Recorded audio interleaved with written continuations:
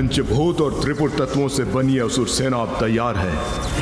इसमें प्राण फूके जाने के लिए यज्ञ की अग्नि को और शक्ति देनी होगी, किंतु इसके लिए मुझे और हवन सामग्री और घृत की आवश्यकता होगी। शीघ्र जाओ, लेकर आओ ये सामग्री। हमने यदि यज्ञ में बाधा डाली तो गुरु शुक्राचार्य का ध्यान आकृष्ट होगा और वो उस विघ्न को दूर करने का कोई उपाय सोच लेंगे, किंतु हम उसके पूर्ण होने में विलंब तो अवश्य उत्पन्न करवा सकते हैं। ये हमें सेवकों के वहां पहुंचने से पूर्व ही उस स्थान पर पहुंचना होगा जहां हवन सामग्री और घृत का भंडार है। चलिए मूषक जी, जिस ओर वो सेवक जा रहे हैं भंडार गृह भी अवश्य उसी ओर होगा। ओम नमो नमो नमो नमो स्वाहा। ओम नमो नमो नमो स्वाहा।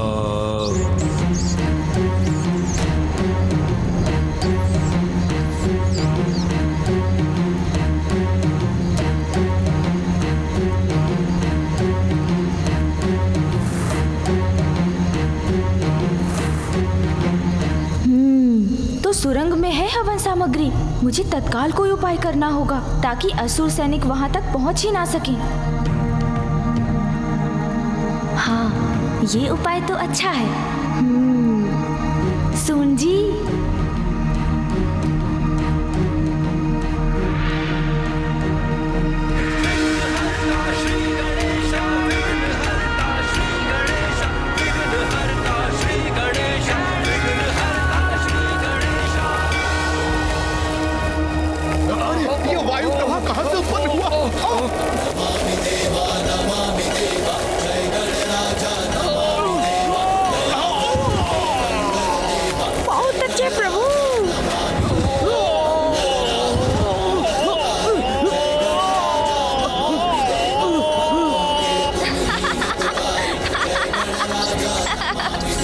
मूषक जी, अब हमें जो करना है उसके लिए थोड़ा समय मिल गया।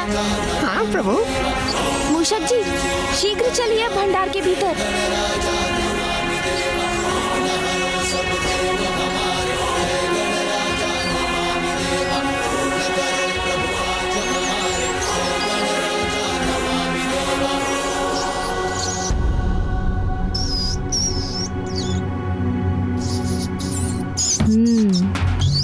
प्रभु, यहाँ हवन सामग्री और घृत तो इतनी अधिक मात्रा में है। हाँ, जितना बड़ा षड्यंत्र तैयारी भी उतनी ही विशाल है, किंतु अब समय आ गया है विघ्नकर्ता के रूप में विघ्न डालने का। मूषक जी, वे असुर सेवक यहाँ पहुँचे उसके पूर्व इस सामग्री और घृत को समाप्त करना होगा हमें। हाँ हाँ प्रभु।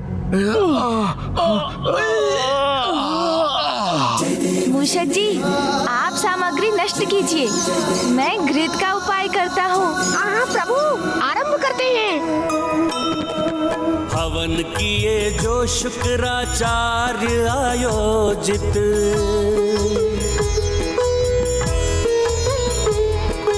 जिससे हो देव नष्ट जग का हो अहित।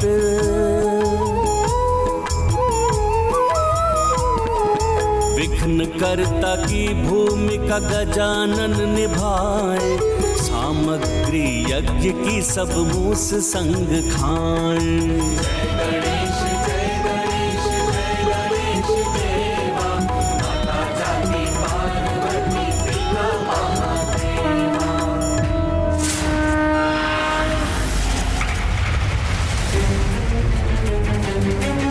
शीघ्रता करो, गुरुदेव प्रतीक्षा कर रहे हैं, शीघ्र चलो। हाँ हाँ मूषक जी, सारी सामग्री नष्ट कर दीजिए। असुरों के गुरु शुक्राचार्यों को प्रतीक्षा कराना उचित नहीं है, आगे बढ़ो। शीघ्रता कीजिए मूषक जी, असुर सेवक किसी भी क्षण यहाँ पहुँच जाएंगे।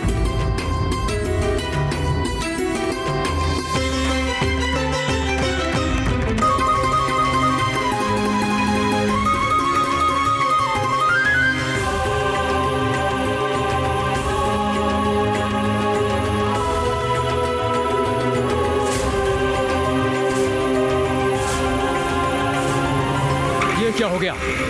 सारी सामग्री और घृत कहां लुप्त हो गए। गुरु शुक्राचार्य को ज्ञात हुआ तो उनका क्रोध हमें भस्म कर देगा, किंतु किसने किया ये दुस्साहस? गया कहां? ये तो अच्छा हुआ प्रभु कि यहाँ उन सेवकों ने भंडार में प्रवेश किया और वहाँ हम निकल गए। अब तो वो इसी विचार में होंगे कि सामग्री और घृत को किसने नष्ट किया। हाँ मूषक जी।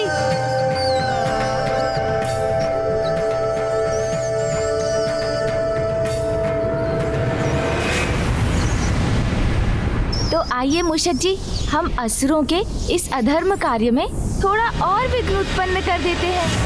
हाँ प्रभु, क्यों नहीं।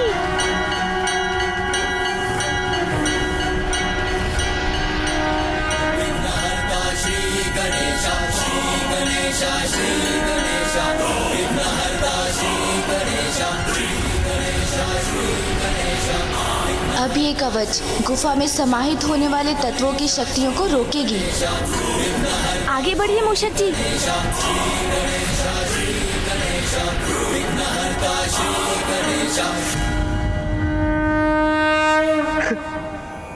प्रतीत होता है प्रथम पूज्य श्री गणेश अपने प्रयास में सफल हुए। हमारी ऊर्जा लौट रही है। हाँ देवराज,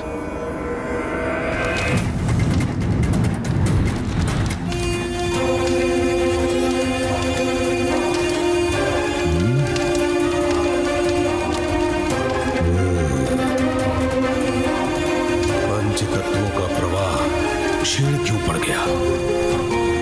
प्रतीत होता है कि कोई मेरे कार्य में विघ्न डालने का प्रयत्न कर रहा है। अन्यथा मेरे कार्य की गति कम कैसे हो रही है?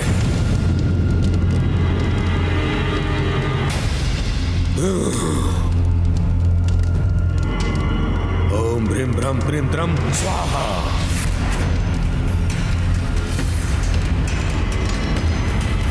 नहीं, हवन सामग्री समाप्त नहीं हो सकती। मैंने अपने सेवकों को सामग्री और घृत लाने के लिए भेजा था। इतना विलंब क्यों कर रहे हैं वो?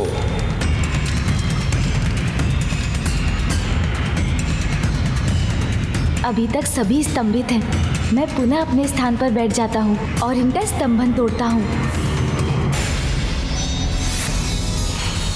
क्या हुआ? आप रुक क्यों गए?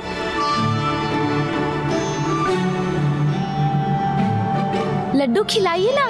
जी महादेव पुत्र, मैं वही करने का प्रयत्न कर रहा था।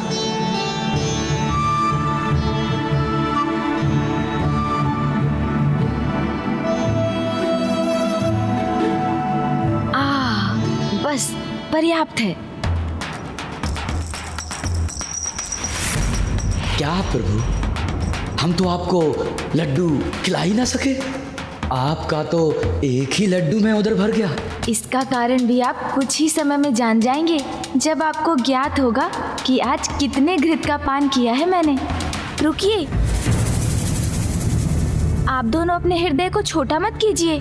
जो लड्डू तारकाक्ष जी ने मुझे खिलाया वो आप सबकी इतने श्रद्धा और भक्ति से पूर्ण था कि उसी से मेरा उदर भर गया। आप इन शेष लड्डुओं को त्रिपुर में प्रसाद के रूप में बंटवा दीजिएगा। जैसी आपकी आज्ञा प्रभु। अब आप मुझे अनुमति दीजिए। इतनी शीघ्रता भी क्या है? आपकी सेवा का हमें थोड़ा और अवसर दीजिए। वो अवसर शीघ्र प्राप्त होगा आपको, किंतु अभी तो मुझे जाकर पिताश्री को आपकी भक्ति और सेवा से अवगत कराना चाहिए। आपका बहुत बहुत धन्यवाद कि आपके माध्यम से हमारी प्रार्थना स्वयं महादेव तक पहुंच जाएगी। आइए।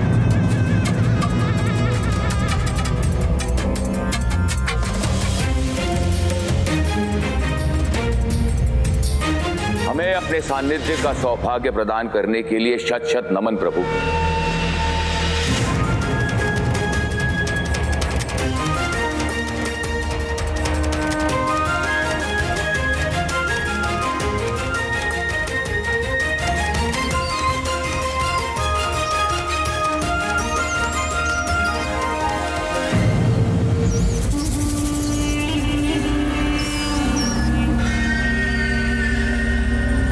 महादेव पुत्र का अचानक यहाँ पर आगमन और उतनी ही शीघ्रता से प्रस्थान क्यों? संभव है भ्राताओं, ये उन दुष्ट देवताओं का कोई छल हो। भ्राताश्री, कहीं यहाँ आकर हमारा उद्देश्य तो ज्ञात नहीं कर लिया महादेव पुत्र ने? तुम दोनों शीघ्र जाओ और जाकर देखो कि आचार्य शुक्राचार्य का कार्य सुचारू रूप से चल रहा है या नहीं। अब हमारे वास्तविक प्रयोजन में और विलंब नहीं होना चाहिए। बहुत प्रतीक्षा की है इस दिवस की, अब और नहीं, अब और नहीं।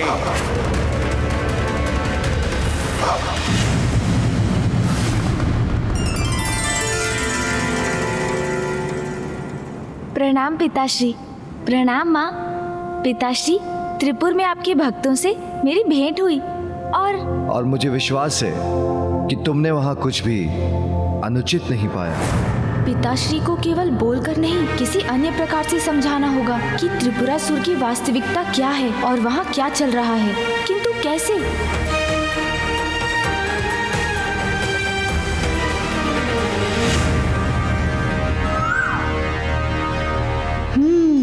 मिल गई युक्ति। अवश्य पिताश्री, आपका विश्वास उचित है। अनुचित का तो लेश मात्र भी नहीं था वहाँ। किंतु मैं आपको कुछ और भी दिखाना चाहता हूँ। पिताश्री, माँ, मेरे साथ आइए ना।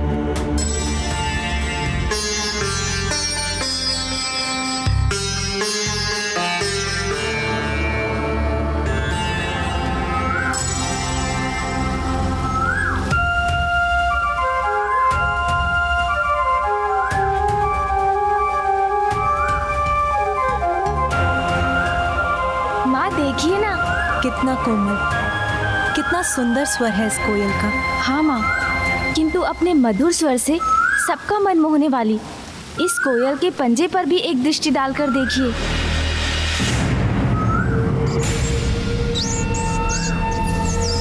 कभी कभी कोमलता के पीछे अपनी क्रूरता छिपाने वाले अपने ऊपर पवित्रता और धार्मिकता का ढोंग रचते हैं, मीठी वाणी बोलते हैं, किंतु उनके भीतर कुटिलता छिपी होती है। हमें कोयल के निकट लाने का तुम्हारा आशय मैं समझ गया पुत्र, कि इस कोयल के समान त्रिपुरासुर भी दोहरा चरित्र रखते हैं। हाँ पिताश्री, त्रिपुरासुर आपकी भक्ति अवश्य करते हैं, किंतु उनकी भक्ति के पीछे ईश्वर के प्रति समर्पण का भाव नहीं, अपितु ईश्वर से निरंतर कुछ प्राप्ति की लालसा है। पिताश्री, वो दिवस रात्रि आपकी पूजा करते हैं जिससे आप उनका वध न करें। ब्रह्मदेव को तपस्या से प्रसन्न कर उन्होंने त्रिपुर वरदान में मांगा, जहाँ देवता भी अनुमति के बिना प्रवेश न कर सकें, जिसका लाभ उठाकर वो वहाँ देवताओं, महाभूतों और त्रिपुर के अंशों से ऐसी अपराजय सेना उत्पन्न कर रहे हैं जिसे तब तक नष्ट नहीं किया जा सकता जब तक त्रिपुर का विनाश ना हो। गणेश उचित कह रहा है। हाँ माँ, गुरु शुक्राचार्य की निगरानी में उन्होंने त्रिलोक पर असुरों का आधिपत्य स्थापित करने का कुचक्र रचा है। इससे पूर्व कि वो असुर सेना जीवित होकर सर्वत्र विनाश करे, आपको उन त्रिपुरासुर का वध करना ही होगा पिताश्री।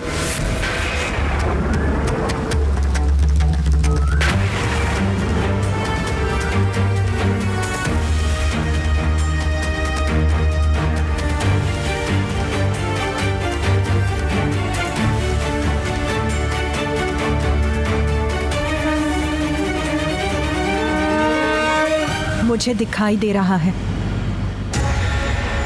त्रिपुर का नाश करने के लिए जो अनिवार्य स्थिति है वो अभी उत्पन्न हो रही है। स्वामी, यदि अभी आपने विलंब किया तो अगले सहस्त्र वर्षों तक त्रिपुर का नाश असंभव है।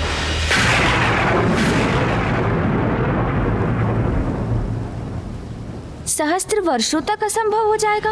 वो क्यों माँ?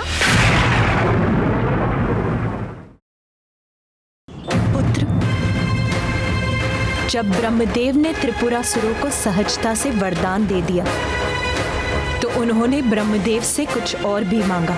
प्रभु, मेरे भ्राताओं की इच्छा अनुसार हमें त्रिपुर का वरदान देने की कृपा कर आपने हमें कृतार्थ किया, किंतु मैं अभी भी संतुष्ट नहीं हूं। मेरी एक इच्छा अभी शेष है, उसे भी पूर्ण करने की कृपा करें।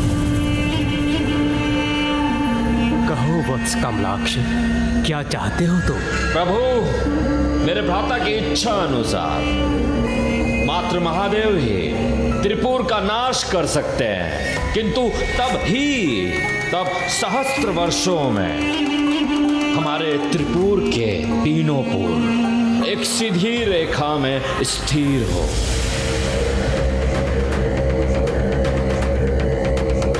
और जब शिव जी अपने एक ही बाण में हमारे तीनों पूरों पर प्रहार करें, जो बाण ना हो, और वो बाण उस धनुष से चले जो धनुष ना हो, और महादेव ऐसा उस रथ पर आरूढ़ होकर करे जो रथ ही ना हो। प्रभु, मात्र इसी अवस्था में त्रिपुर और हमारा विनाश संभव हो। तथास्तु, तथास्तु, तथास्तु।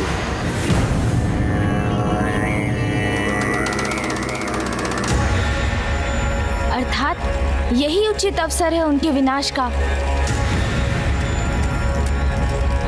अन्यथा त्रिलोक पर उनका आधिपत्य स्थापित हो जाएगा और सर्वत्र अधर्म का अंधकार छा जाएगा। जिनके मुख पर सदा मेरा ही नाम रहता है, अपने उन अनन्य भक्तों पर मैं अपने अस्त्र कैसे उठा पाऊंगा गणेश?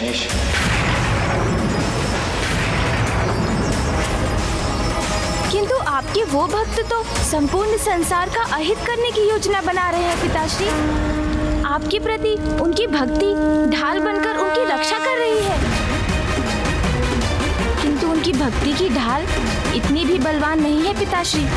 पुत्र, तुम्हें जो भी उपाय करना है शीघ्र करना होगा, क्योंकि त्रिपुर अब एक सीधी रेखा में शीघ्र आने वाले हैं, और जितनी शीघ्र वो उस रेखा में आएंगे उतनी ही शीघ्र उस रेखा से बाहर भी चले जाएंगे। तुम्हारे पास कुछ ही पहर का समय है। माँ, मुझे ज्ञात है समय कम है।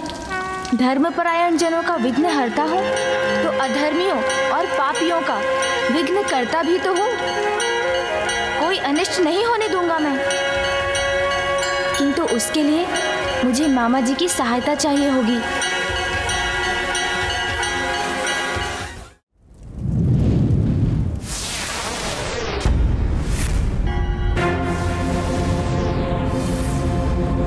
ये कैसा विघ्न है? अकस्मात ये अवरोध कैसे उत्पन्न हुआ? नहीं, मैं अपनी असुर सेना का निर्माण करके ही रहूंगा, और इसके लिए मैं अपनी समस्त आसुरी शक्तियों का आवाहन कर इस कार्य को पूर्ण और सफल करूंगा।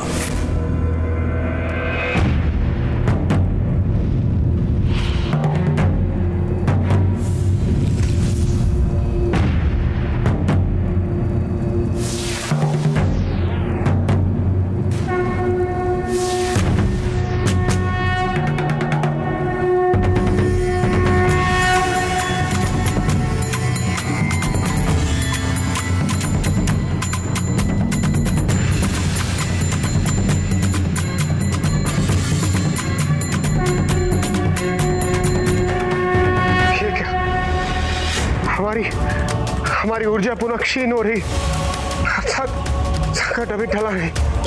हाँ इंद्रदेव।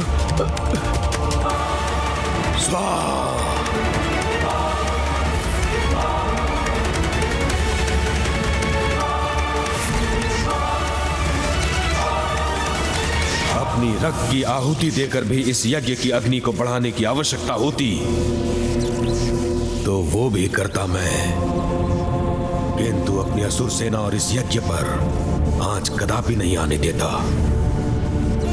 त्रिपुर के एक रेखा में आने के पूर्व इस असुर सेना को जीवित करूंगा।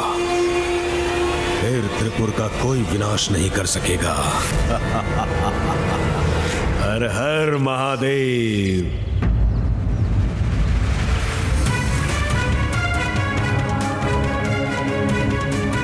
हमें शीघ्र त्रिपुरासुर को रोकना होगा, इससे पूर्व कि त्रिपुर सीधी रेखा में आकर सर्वत्र विनाश का कारण बने।